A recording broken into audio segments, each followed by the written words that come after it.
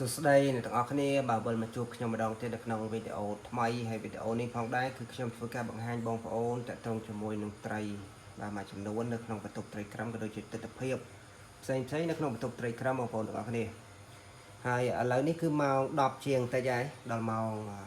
បាទទៅសម្រាប់អីបាទពួកនេះមានមហាឆៃកាត់អេលៀនមកមេឈ្មោលអីហ្នឹងនេះមានអ៊ីមលីបាទខាងនេះមានពួកមហាឆៃបាទមហាឆៃសុតណាបងប្អូនមហាឆៃសិនបាទនេះឡើងកែវបាទបំបែកវាយើងធ្វើការបំបែកអញ្ចឹងបាន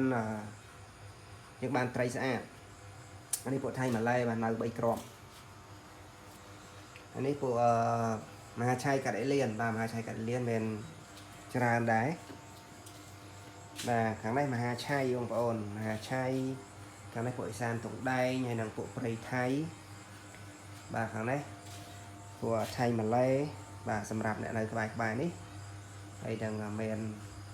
បាទត្រីមួយចំនួនទៀតបាទនេះត្រីក្មេងបាទនេះត្រីក្មេងណាបងប្អូន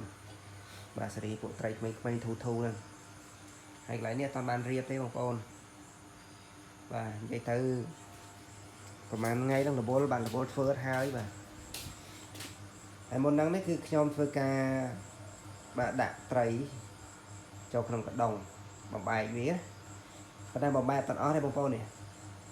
នៅប្រហែលកដុងនេះបាទនៅ7កដុងទៀតមានន័យថានៅ7ត្រីទៀតដាក់អត់ទាន់ហើយទេ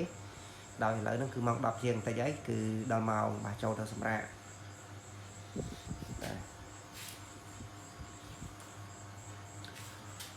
ហ្នឹងហើយអ្នកនរគ្នាវីដេអូនេះគឺមានប៉ុណ្ណឹងទេបាទខ្លីទេអរគុណជួបខ្ញុំវីដេអូបន្ទាប់នៅពេលក្រោយទៀត